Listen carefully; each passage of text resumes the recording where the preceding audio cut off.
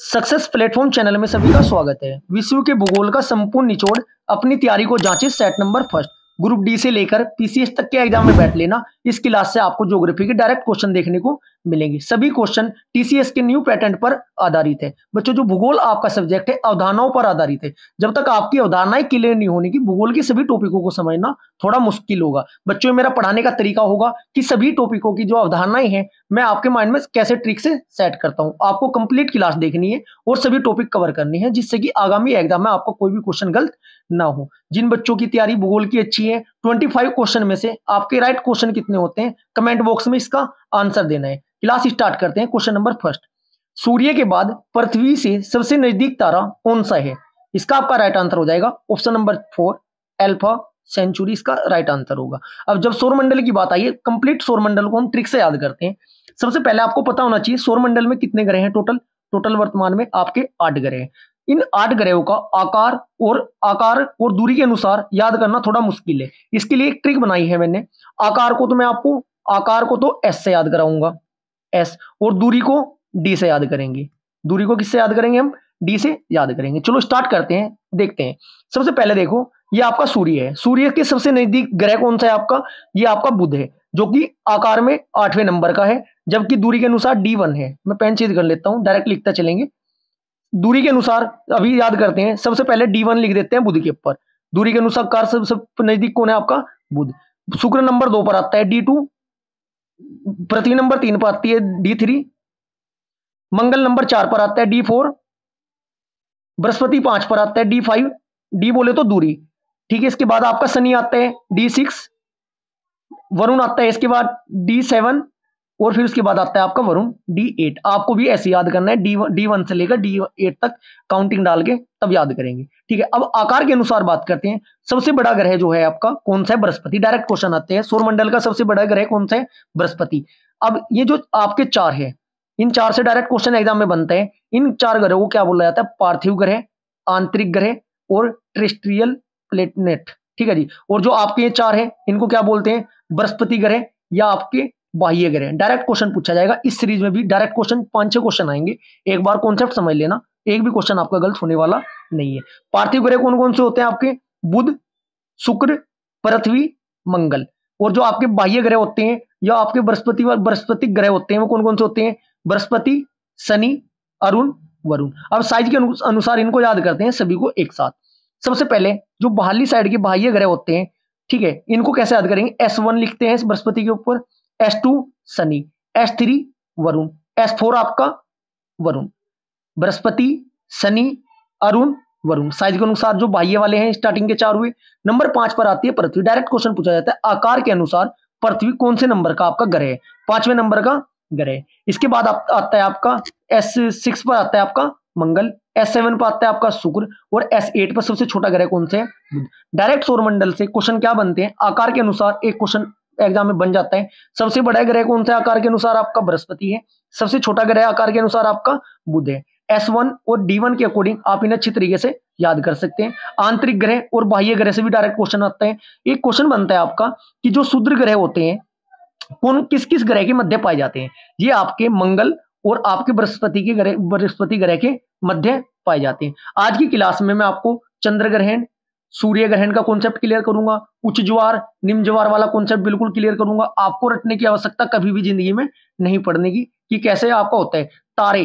तारों में जो तारों का आकार और इनके साइज के अनुसार क्या संबंध है, ये वाला कॉन्सेप्ट बिल्कुल क्लियर करूंगा। आपको कंप्लीट क्लास देखनी है, सभी कॉन्सेप्ट आपके माइंड में छपते हुए चले जाएंगे। अब जो डायरेक्ट क्वेश्चन बनते हैं सौरमंडल से, सबसे पहला क्वेश्चन बनता है कि जो पृथ्वी की बहन है वो कौन सा ग्रह होता है? पृथ्वी की बहन आपका कौन सा है? शुक्र है। नेक्स्ट स्लाइड में जितने भी जिस ग्रह से क्वेश्चन डायरेक्ट इंपोर्टेंट बनते हैं हम कवर करेंगे। चलो पहले कवर करते हैं। सबसे पहले आपका जो क्वेश्चन बनता है बुध से ही कवर स्टार्ट करते हैं। जो बुध से डायरेक्ट क्वेश्चन बनते हैं, यह सूर्य का सबसे नजदीक और अत्यधिक गर्म ग्रह है, जो सूर्य के निकलने के 2 घंटे पहले दिखाई देता है। क्वेश्चन ये बनता है कि परिक्रमण काल सबसे कम किसका होता है? ये आपका बुध का होता है, 88 दिन का होता है। डायरेक्ट क्वेश्चन एग्जाम में बनता है। सबसे छोटा ग्रह कौन सा है? आपका बुध है। इसके पास कोई भी उपग्रह नहीं है। किस किस के पास उपग्रह नहीं है? एक आपके बुध के पास नहीं है और दूसरा है आपका शुक्र के पास भी कोई उपग्रह नहीं है। सूर्य यह सूर्य की परिक्रमा सबसे कम समय में पूरी करता है, अर्थात यह सौरमंडल का सर्वाधिक कक्षीय वाला ग्रह है। डायरेक्ट यदि लैंग्वेज में आपको एग्जामिनर फंसाना चाहता है तो ये पूछ लेगा कि सबसे सर्वाधिक कक्षीय वाला ग्रह कौन सा है, उसका आपका राइट आंसर है बुध। अब आपको हिंदी के नाम के साथ साथ इंग्लिश की भी नाम पता होनी चाहिए। यदि क्वेश्चन यही बन जाए कि सबसे छोटा ग्रह कौन सा है, सभी ऑप्शन आपके इंग्लिश में हो, मरकरी, वीनस, जुपिटर, तब प्रॉब्लम आ जाएगी। इसलिए बुध को क्या कहा जाता है इंग्लिश में, मरकरी आपका कहा जाता है। यहाँ पर ना दिन अति गर्म और रातें अति बर्फीली होती है। इसका मतलब क्या हुआ, यहाँ तापांतर सर्वाधिक तापांतर वाला जो आपका ग्रह है वो आपका क्या है, बुध ही है। नेक्स्ट जो आपकी स्लाइड में हम कवर करेंगे बुध ग्रह से बनने वाले मोस्ट इंपोर्टेंट क्वेश्चन को। सौर मंडल का सबसे गर्म ग्रह कौन सा है, आपका बुध है, जिसकी सतही तापमान 478 डिग्री सेल्सियस होता है। इसे पृथ्वी की जुड़वा ग्रह या जुड़वा बहन भी कहते हैं। डायरेक्ट क्वेश्चन पूछा जाता है कि पृथ्वी की जुड़वा बहन किसे कहते हैं, किस ग्रह को कहते हैं, इसका आपका राइट आंसर है शुक्र ग्रह को कहते हैं। ऐसा शुक्र तथा पृथ्वी के बीच आकार तथा द्रव्यमान में समानता के कारण होता है। जो पृथ्वी की जुड़वा बहन कहते हैं ना, क्यों कहा जाता है, ये भी आपसे पूछा जा सकता है, क्यों कहा जाता है, इनकी पृथ्वी की आकार और द्रव्यमान में कुछ समानता है, इसलिए इन्हें इसे पृथ्वी की बहन कहा जाता है। नेक्स्ट क्वेश्चन जो इंपॉर्टेंट है, साथ के साथ छोटी छोटी क्लास में मैं आपको कंप्लीट टॉपिक याद कराऊंगा और वो भी ट्रिक के साथ। सौरमंडल के दो ग्रहों में से एक ग्रह ऐसा है जो अक्ष के चारों ओर दक्षिणावर्त दिशा में घूर्णन करता है। ये ऐसा है ना, दो सौरमंडल के दो ग्रह में से एक ग्रह ऐसा होता है जो अक्ष के चारों ओर दक्षिणावर्त दिशा में घूर्णन करता है। दो ग्रह होते हैं जो क्या करते हैं, दक्षिणावर्त दिशा में चक्कर लगाते हैं। कौन कौन से होते हैं आपके, अरुण और आपका शुक्र। डायरेक्ट क्वेश्चन पूछा जाता है, दक्षिणावर्त का मतलब क्या होता है, आपका पूर्व से पश्चिम की ओर ये मूव करते हैं।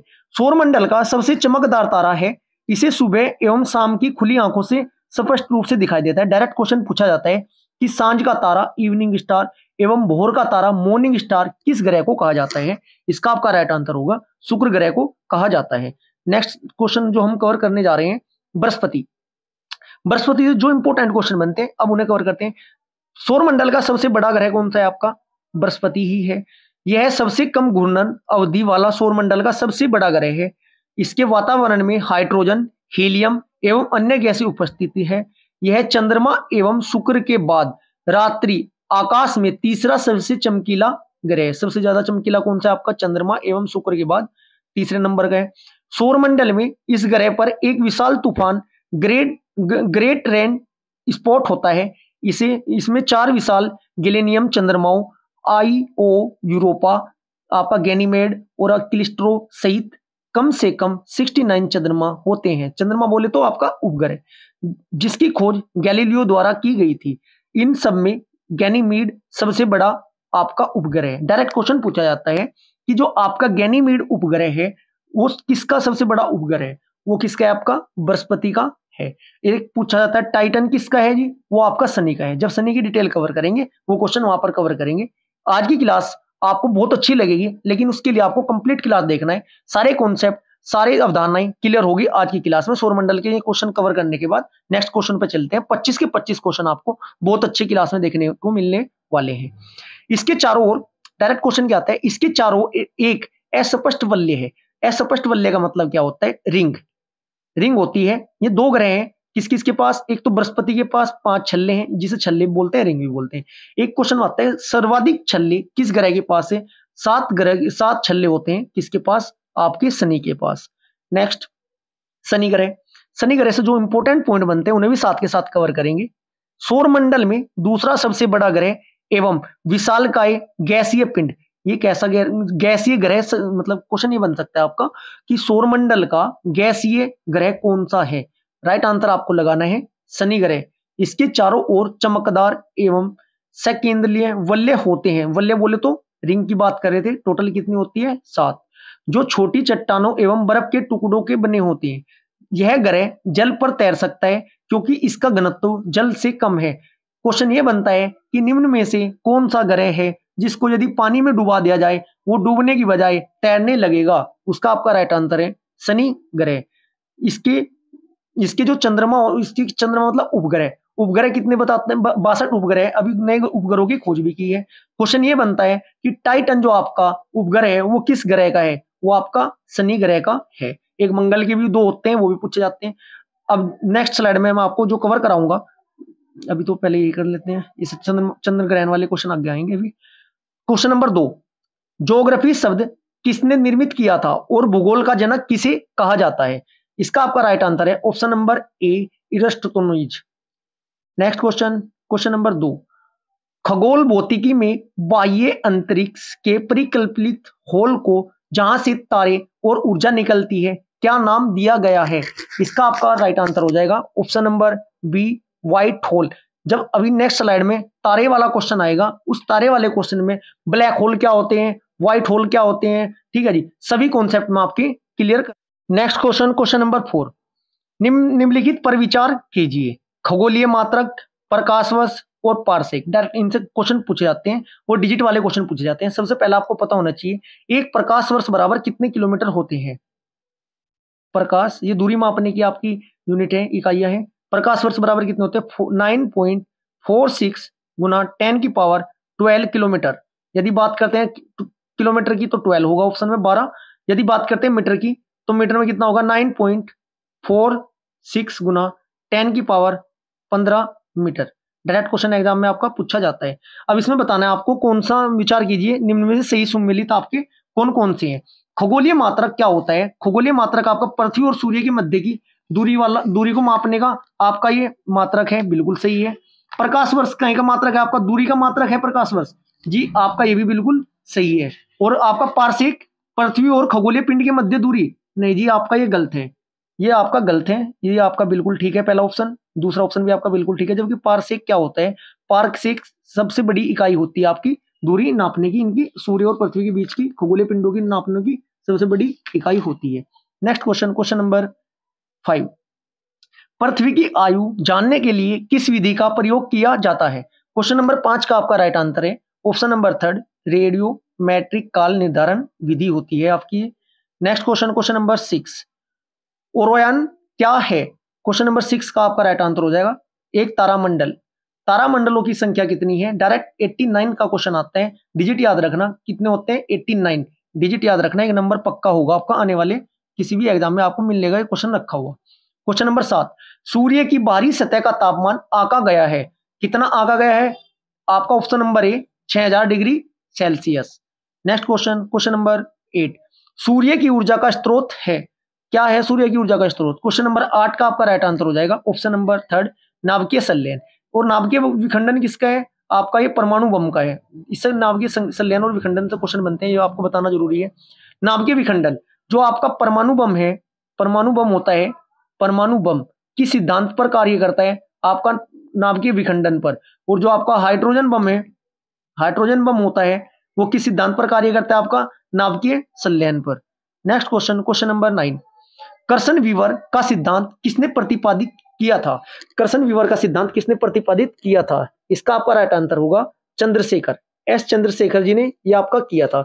जो आपका कर्सन वीवर है, कर्सन वीवर को क्या कहा जाता है? आपका इसका दूसरा नाम है आपका ब्लैक होल भी इसे कहा जाता है। अभी जैसी तारों का कॉन्सेप्ट क्लियर करूंगा मैं आपको, पूरा स्टार्टिंग से लेके लास्ट तक 7-8 मिनट में मैं आपको कंप्लीट आपके माइंड में सेट कर दूंगा पूरा टॉपिक साधारण भाषा में। क्वेश्चन नंबर 10, पृथ्वी की कक्षा है, क्या है पृथ्वी की कक्षा?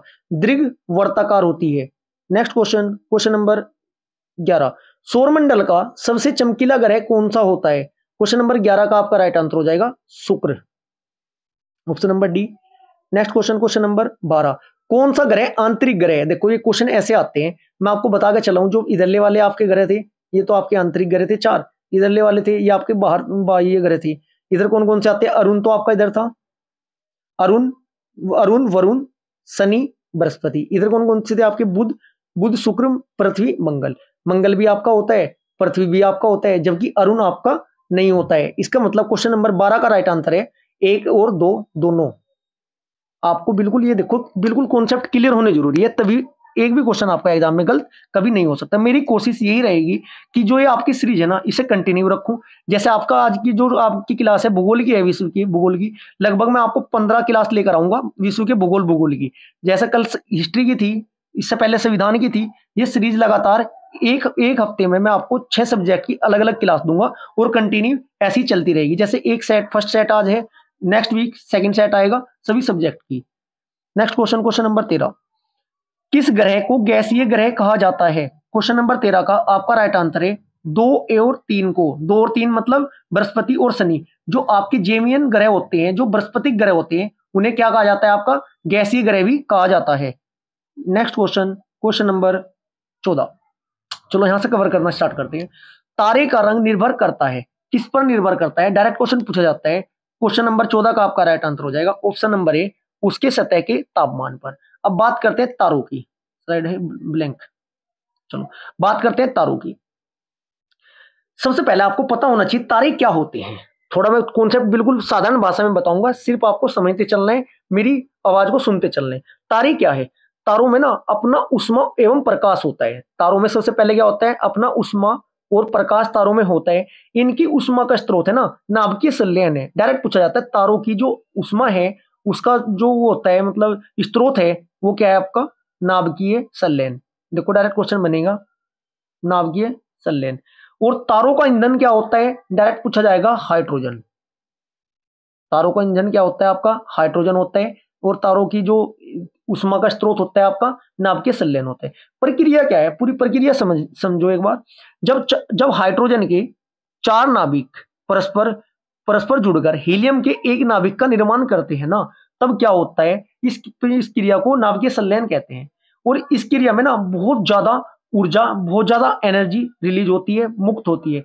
यही आपकी ऊर्जा है ना, तारों के प्रकाश का ईंधन होता है।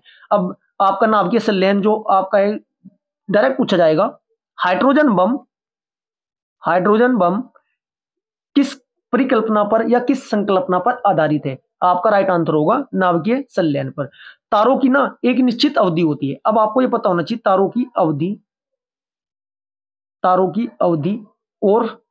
की अवधि और आकार में कैसा संबंध होता है।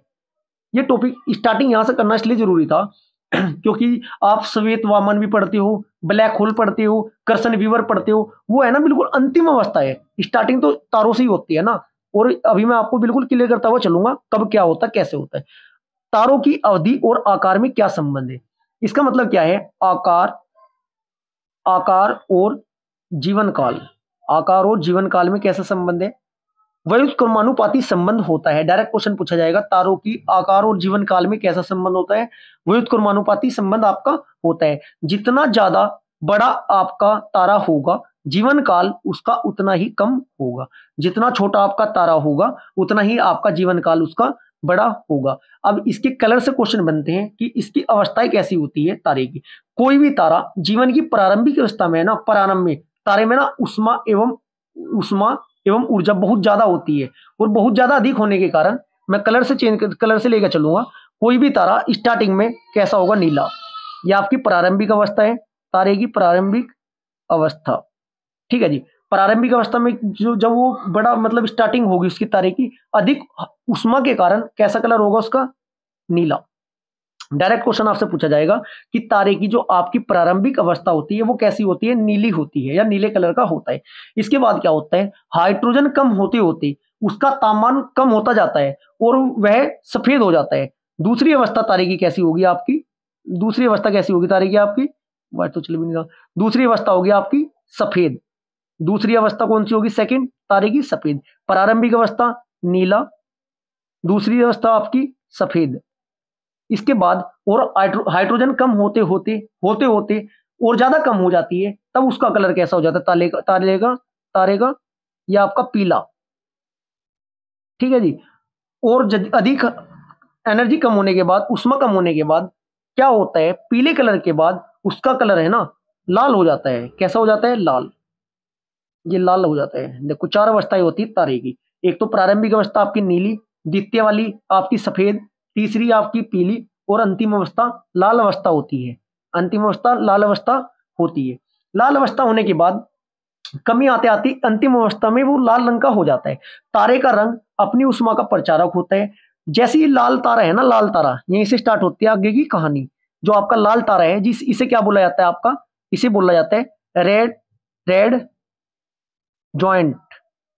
लाल तारे को क्या बोला जाता है? रेड ज्वाइंट, जो कि आपके इस डायग्राम में भी दिखाई दे रहा है। देखो आपका सुपरनोवा, ये रहा आपका न्यूट्रॉन तारा हम पढ़ने वाले हैं, आपका ये रहा। इसके बाद कर्सन तारा, ये भी हम पढ़ेंगे नेक्स्ट स्लाइड में, ये रहा आपका। इसके बाद आपका जो लाल तारा है ना, अधिक द्रव्यमान बाह्य अवतरण के फैलाव के बाद इस लाल तारे में क्या होने वाला है, विस्फोट होगा। और विस्फोट होने के बाद आगे या आपकी सुपरनोवा, सुपरनोवा, ब्लैक होल, आपका कर्सन तारा, ये वाली प्रक्रिया का जन्म होगा। अभी मैं लाइन टू लाइन आपको समझाता हुआ चल रहा हूँ, स्लाइड में लिखता हुआ चल रहा हूँ। चलो अब क्या होगा, आपका लाल तारा था ना, रेड ज्वाइंट, उसकी बाहरी सतह निरंतर फैलती रहती है। जो आपका ये वाला तारा है ना, इसकी बाहरी सतह ना लगातार बाहर की साइड फैलती रहेगी। फैलती होने के कारण क्या होगा, निरंतर फैलती रहेगी, फैलती रहेगी। और इसमें विस्फोट होता है। क्या होता है, इसमें विस्फोट होगा। क्या होगा, आपके सामने दिखाई दे रहा है, लिखा हुआ विस्फोट, किसमें, आपके लाल तारे में। और विस्फोट होता ही है, और इसे क्या कहा जाता है, सुपरनोवा विस्फोट कहा जाता है। ये यहाँ पर ये वाली कंडीशन इसमें अप्लाई हो जाएगी। इस विस्फोट को क्या कहा जाता है, सुपरनोवा विस्फोट कहा जाता है। इसके बाद आपका सुपरनोवा विस्फोट होने के बाद क्या होगा, श्वेत वामन। क्या पढ़ते हो आप, श्वेत वामन। श्वेत वामन कहते किसे, व्हाइट राट, DRE, और ठीक है जी, श्वेत वामन। अब प्रक्रिया होगी श्वेत वामन की, यहां से स्टार्ट। अच्छी तरीके से कहानी इसकी भी अपने माइंड में सेट करना। जब विस्फोट होने के बाद सुपरनोवा विस्फोट हुआ, श्वेत वामन का जन्म होता है। सुपरनोवा विस्फोट के पश्चात जो बचा हुआ अवशेष होता है, जैसे कि विस्फोट हुआ, ये पूरा आपका तारा था, छोटा सा पीस ही निकल गया। जैसे कंच का गिलास यदि जमीन पर गिर जाता है तो उसका एक छोटा टुकड़ा, एक छोटा सा पीस, उसकी बात करें। सुपरनोवा विस्फोट के बाद जो आपका इसका बचा हुआ अवशेष होता है ना, उसका है ना द्रव्यमान सूर्य के द्रव्यमान के 1.44 गुना से कम होता है। गुना से कम होता है। कंडीशन 2 होगी यहां पर, एक अधिक की एक कम की। क्या हुआ, आपका लाल तारे में विस्फोट हुआ। विस्फोट होने के बाद उस विस्फोट को क्या कहा गया, आपका सुपरनोवा विस्फोट कहा गया। सुपरनोवा विस्फोट के बाद जो आपके श्वेत वामन की प्रक्रिया होती है, उसमें कंडीशन क्या होती है, यदि उसका जो एक पीस है ना, एक उसका हिस्सा, उसका द्रव्यमान सूर्य के द्रव्यमान का 1.44 गुना से कम होता है, तो वह अपनी नाभिकीय ऊर्जा को ना श्वेत वामन में बदल देता है। किसमें बदल देता है, श्वेत वामन में बदल देता है, जिससे कि व्हाइट ड्वार्फ का तारे का निर्माण होता है। और अधिक ठंडा होकर यह ब्लैक ड्वार्फ बन जाता है। ठीक है जी। और दूसरी कंडीशन क्या होती है इसकी, यदि 1.44 जो द्रव्यमान था ना, इससे अधिक हो, सूर्य के द्रव्यमान से अधिक। दूसरी कंडीशन क्या है, जो अब इसका बचा हुआ अवशेष होता है, उसका द्रव्यमान है ना, सूर्य के द्रव्यमान का 1.44 से अधिक होगा, तो न्यूट्रॉन तारे का जन्म होगा। किसका होगा, आपका न्यूट्रॉन तारे का आपका जन्म होगा। और जो आपका न्यूट्रॉन तारा है, उसकी जो कंडीशन होती है वो क्या होती है, वो भी समझने की जरूरत है आपको। न्यूट्रॉन तारा जो उसका एक छोटा सा पीस था, वो है ना सिकुड़ता पहले इतना था, फिर बहुत ज्यादा बारीक हुआ, फिर और ज्यादा हुआ, बहुत ज्यादा सिकुड़ने लगे, ये वाली कंडीशन पर जाता है जो ये दिखाई दे रही है आपकी। न्यूट्रॉन तारा सिकुड़ता हुआ इतना अधिक सिकुड़ता जाता है कि इतना अधिक सिकुड़ता है कि उसका द्रव्यमान है ना और उसका घनत्व सिर्फ और सिर्फ एक पॉइंट पर आकर ठहर जाता है। ये छोटा पॉइंट बनाया, इस पर आकर ठहर जाता है। और फिर क्या होता है, आपका घनत्व एक पॉइंट पर आकर ठहर जाता है, और घनत्व इतना ज्यादा सीमित हो जाता है कि गुरुत्वाकर्षण शक्ति भी ना इसकी इतनी बढ़ जाती है कि अपने द्रव्यमान को ना पूरा अपने अंदर समेट लेता है। गुरुत्वाकर्षण शक्ति इसकी इतनी अधिक होने के कारण प्रकाश को भी अपने अंदर से निकलने नहीं देता। इसलिए इसे क्या बोला जाता है, ब्लैक होल बोला जाता है। ब्लैक होल का जन्म देखो यहां से हुआ है, इसलिए क्या बोला जाता है, इसे ब्लैक होल बोला जाता है। जिसे क्या बोला जाता है, कर्सन वीवर। कर्सन वीवर। अभी वो चंद्रशेखर वाला जो हमारा क्वेश्चन था वो यही है, इस वाले पॉइंट को ही कहा जाता है ब्लैक होल, और कर्सन वीवर इसे ही कहा जाता है। ब्लैक होल के प्रतिपादित करने का श्रेय किसे जाता है, डायरेक्ट इसका क्वेश्चन बनता है डायरेक्ट एक चंद्रशेखर से लग भी आपका, उनका नाम है, नाम याद रखना, जॉन व्हीलर। जॉन व्हीलर को दिया गया है। नेक्स्ट क्वेश्चन, क्वेश्चन नंबर 15, मंगल ग्रह के अध्ययन के लिए मंगलयान किस वर्ष परीक्षित किया गया था। क्वेश्चन नंबर 15 का आपका राइट आंसर है 2013। नेक्स्ट कमेंट बॉक्स में लिखना, हाल ही में जो आपका सूर्ययान लॉन्च किया है उसका मिशन का नाम क्या है, और जो लॉन्च किया है उसका नाम क्या है, और डेट भी कमेंट बॉक्स में उससे लिखना। क्वेश्चन नंबर 16, सौर मंडल का सबसे बड़ा उपग्रह गैनीमीड कौन से ग्रह पर स्थित है, या कौन से ग्रह का आपका ये है। क्वेश्चन नंबर 16 का राइट आंसर है आपका कौन सा है, बृहस्पति। शनि का क्या था, टाइटन। डिमोस और फोमोस किसका होते हैं, मंगल के। क्वेश्चन नंबर 17, कौन सा ग्रह या ग्रह अपनी धुरी पर पूर्व से पश्चिम की दिशा में घूर्णन करता है? देखो क्वेश्चन वही आ गया जो मैं आपको स्टार्टिंग में बता रहा था। क्वेश्चन नंबर 17 का राइट आंसर होगा आपका 2 और शुक्र 2 और 3, पश्चिम से पूर्व की ओर 2 और 3, इसमें थोड़ा मिसप्रिंट है, 2 और व 3, इसमें शुक्र और आपका अरुण होगा, 2 में गलत लिखा हुआ मंगल, 1 और 3 होगा। नेक्स्ट क्वेश्चन, क्वेश्चन नंबर 18, पृथ्वी की सबसे नजदीक ग्रह कौन सा है? क्वेश्चन नंबर 18 का राइट आंसर होगा आपका शुक्र है। क्वेश्चन नंबर 19, क्षुद्र ग्रह किन दो ग्रहों के मध्य स्थित है और सूर्य की परिक्रमा करते हैं? वे दो आपके क्षुद्र ग्रह थे, किस किस के मध्य थे आपके? मंगल और बृहस्पति। मंगल और बृहस्पति। यदि आपने सौरमंडल अच्छे से है ना ऐसे याद करना, देखो जैसे कि D1, D2, D3, D4, D5, D6, D7, D8। जैसा आपका ये स्टार्टिंग में था आपका बुध, स्टार्टिंग में आपका सबसे पहले कौन सा था? बुध था, फिर आपका शुक्र था। इसे याद करने का तरीका बता रहा हूं मैं, देखो ट्रिक बता रहा हूं। फिर आपकी पृथ्वी थी, फिर आपका मंगल था, फिर आपका बृहस्पति था, फिर आपका शनि था, ए था अरुण और वी था वरुण। अब इसको याद करने का तरीका बेस्ट ये है, जो कभी भी आपका क्वेश्चन गलत नहीं होने का। सूर्य आपका ये रहा, यहाँ पे लिखो D1, D1 मतलब सबसे नजदीक, फिर लिखो D2, फिर आपका D3, D4, D4, फिर आपका D5, फिर आपका D6, D7, D8, सबसे दूर कौन है? वरुण। अब इसे डी के साथ साथ क्या लिखना है आपको? साइज लिखना है। D1 के साथ ना क्या लिखोगे? सबसे पहले S1 किस पर आता है? बृहस्पति पर, S2 आपका शनि पर, S3 आपका अरुण पर, S4 आपका वरुण पर, S5 आपका पृथ्वी पर। ऐसे ही कंप्लीट याद करना। फिर देखो आपको ये है ना आकार और दूरी के अनुसार कभी भी क्वेश्चन किसी भी एग्जाम में आपका गलत नहीं हो सकता, यदि आपने ऐसा कमांड कर ली, डायग्राम समझ गए। नेक्स्ट क्वेश्चन, क्वेश्चन नंबर 20, हम सदैव चंद्रमा के उसी पृष्ठ को देखते हैं क्योंकि, क्यों देखा जाता है?